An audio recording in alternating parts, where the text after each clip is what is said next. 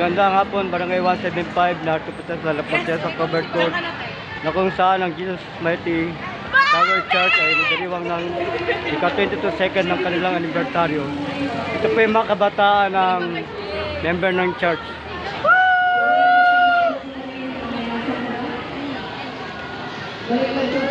Ito yung mga kabataan na mga aktibo na kumikilos sa kanilang church.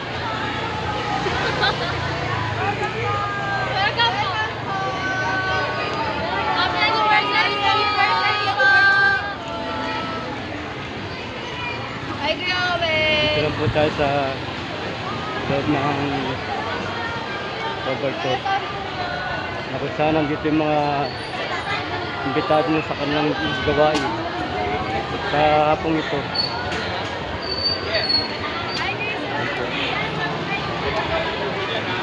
Ito po yung registration area.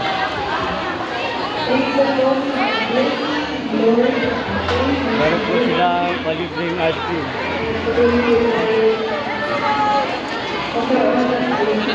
Hello po!